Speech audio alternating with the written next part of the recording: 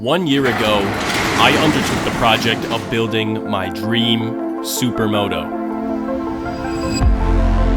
My 2004 Suzuki RM125, a small CC, two-stroke motocross bike that I bought for $1,400. But to me, this bike is priceless.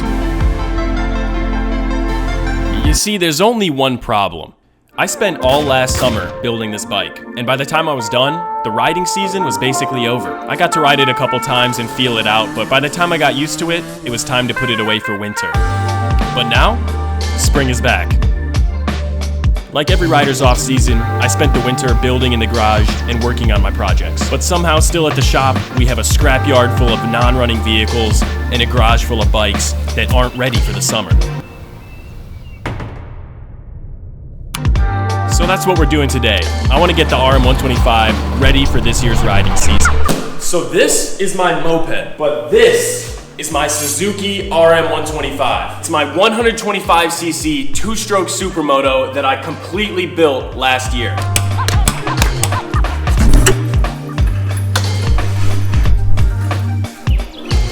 After I finished building this bike, I was only able to put 14 hours of ride time on it before I had to put it away for the winter. And as you can see, now it's green outside, the sky is blue, sun is out, the birds are chirping, and it's riding season again. So in today's video, I wanted to pull out the Suzuki again and get it ready for this year's riding season. So there are three main issues that I want to fix on this bike.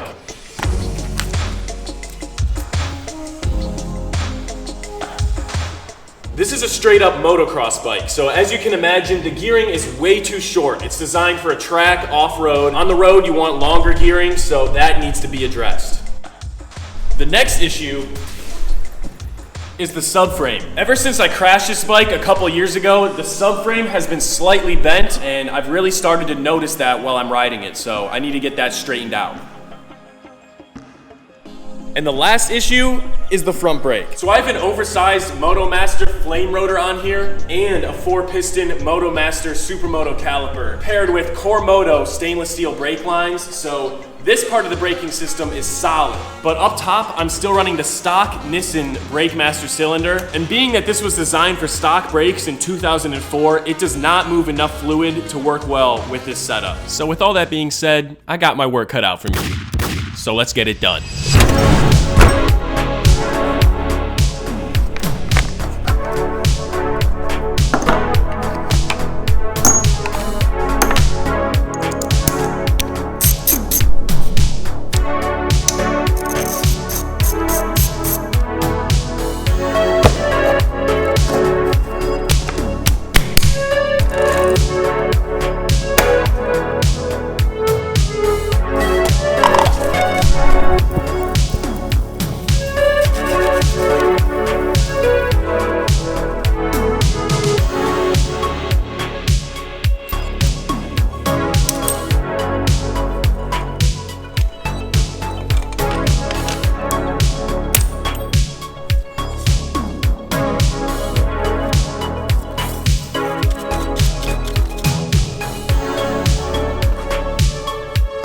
Stock front sprocket on this bike is a 12 tooth, and I'm replacing it with a 13 to hopefully get a faster top end cruising speed.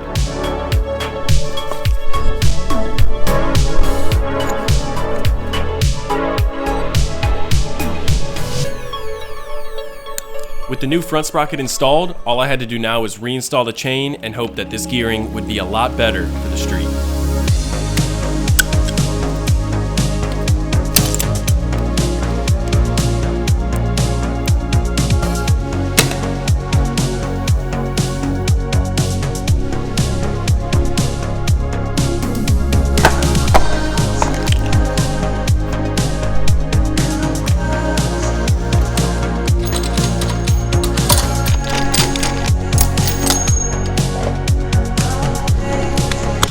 Now on to issue number 2, the brakes. After sitting in the garage all winter, the rear brake actually lost brake pressure, so I needed to bleed that first.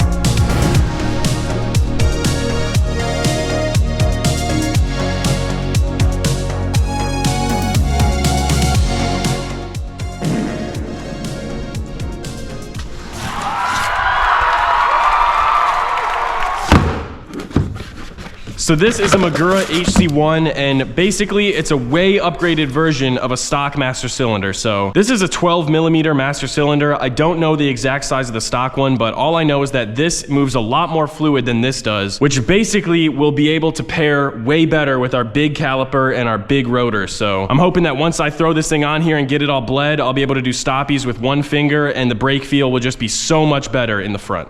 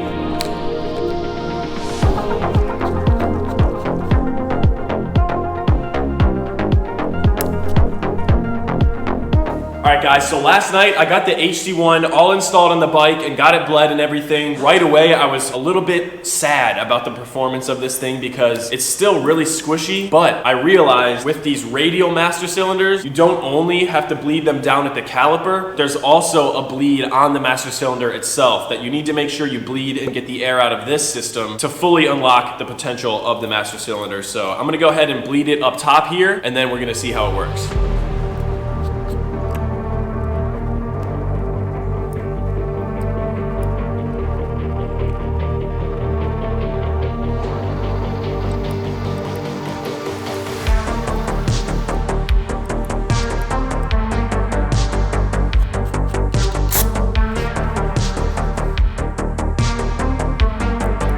Now that the master cylinder was installed, I wanted to try and improve the clutch. This bike has a Pro Taper clutch, which definitely isn't bad, but I think I have one sitting around the garage that might be better.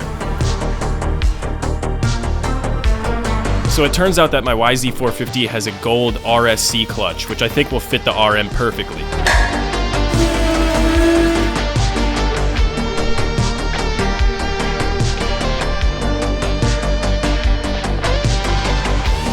This RSC clutch is machined out of solid aluminum and is designed to give you the easiest clutch pull possible. And it's also gold, so it should match the bike amazingly.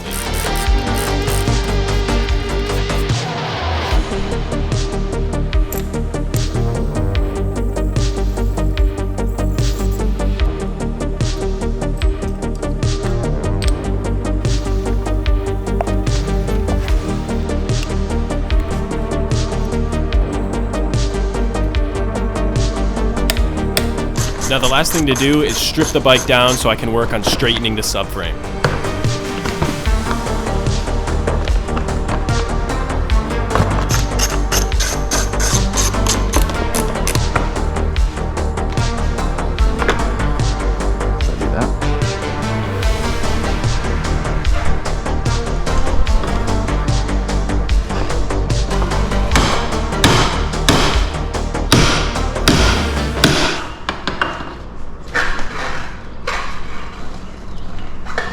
Definitely see it move, but it's like you almost gotta overdo it for it to, yeah. I mean, you could visibly see it on the bike the other day, how much higher this side was. Mm-hmm.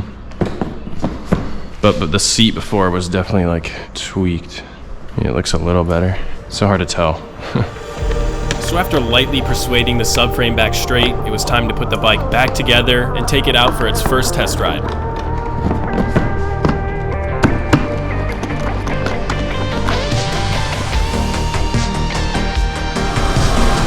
Yo guys, look at this. Oh man.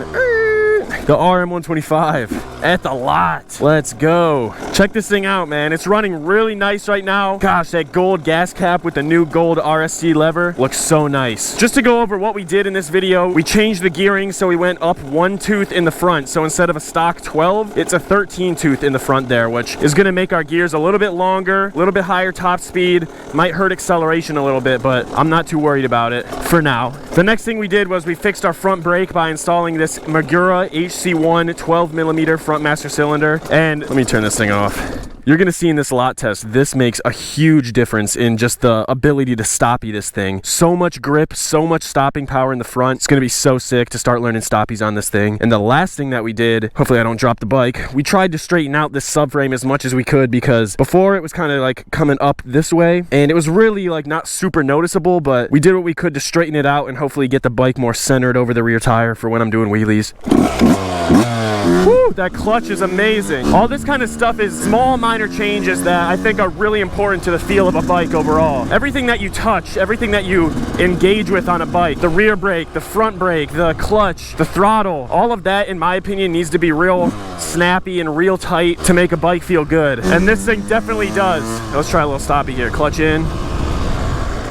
Oh man, oh, I could loop that so easily. Dude, it's so powerful. You gotta be careful. You're gonna be flipping over the front end of this thing. I'm gonna take it easy on the stoppies and learn real slow. It's actually one of the most dangerous tricks you can do, because when you loop a wheelie, you fall down on your back. But when you flip a stoppie, you're going over the handlebars head first into the what's ever in front of you. So you gotta be really careful learning those things. And that's exactly what I intend to be. Real careful, take it slow. Let's try a little second gear wheelie, not going too fast.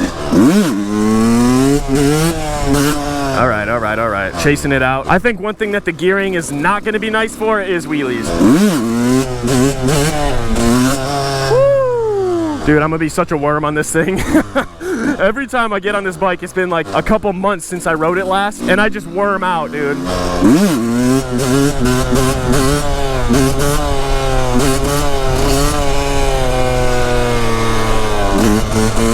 The subframe feels way better, actually. It feels way more planted over the center of the bike. That was the main thing that made me notice that the subframe needed fixed in the first place, was the first time I took this to do wheelies at the lot, I would drop back and it would want to fall to the right, even though I felt like my weight was pretty centered over the bike. And I really think that's because the subframe was shifted off to the right, so my weight in natural seating position was pulling the bike this way. But now it feels really centered, really nice, kind of dialed in. Stoppie. Stall the bike, feels good, man. I will say, the stoppies though, the clutch basket on this thing is a little bit grooved out, so there's some grooves that don't fully allow the clutch to disengage. So when I do stoppies and the rear wheel comes to a stop, the bike stalls almost every time. The clutch pads aren't able to disengage and it just stalls the bike because the rear tire's not moving anymore. So I either need to get a new clutch basket, which is like $250 or something, which I don't really want to do, or I might try and just file down this stock one and get the grooves out of it a little bit. See how that works. I don't know how well that method works, but someone suggested I could do that and just try it out for free before I drop $250 on a clutch basket, which would kind of suck. So top speed.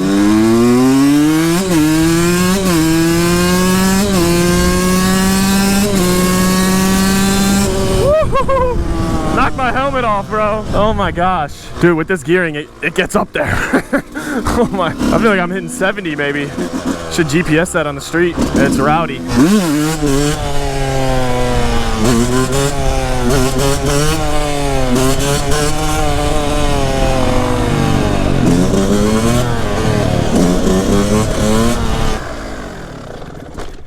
That's so scary.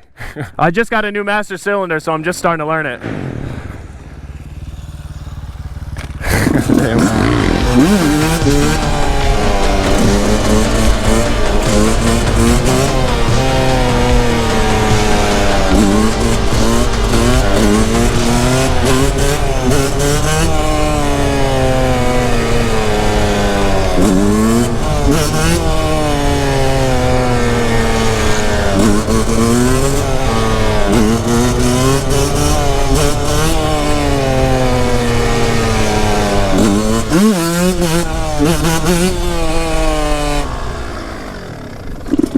Oh, let's go. Feels good, man. Subframe, I like it. Front brake, I like it.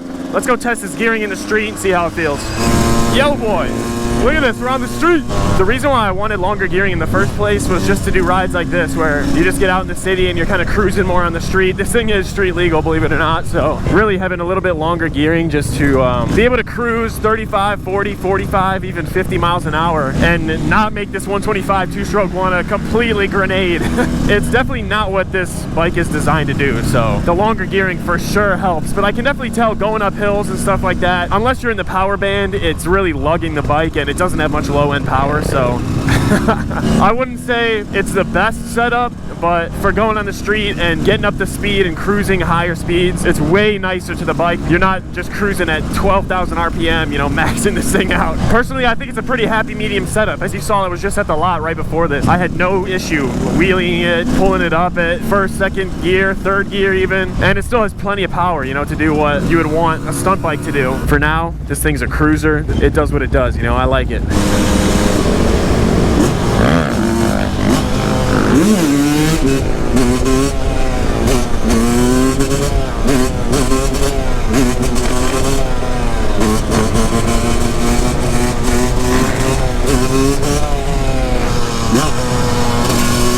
Woo, yeah, a little bit of twisty action.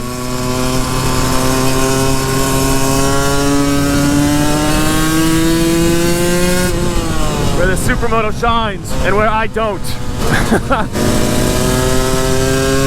I'm so bad at leaning this bike. I really should trust these tires like a ton because I took this thing to the track and as far over as I can lean it on the track. I didn't lose traction one time, so.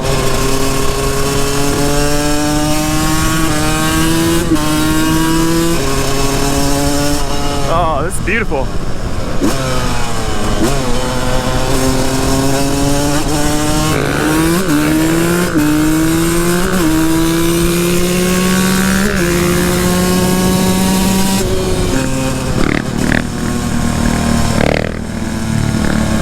The bike definitely stays in the lower RPMs a lot, which is good and bad for a two-stroke, so it keeps me out of just a gnarly power band, which is where you want to be, but for long periods of time, you don't want to just sit in the power band and rev the crap out of the bike. So overall, I think this gearing is solid for the street, you know, for light, easy cruises.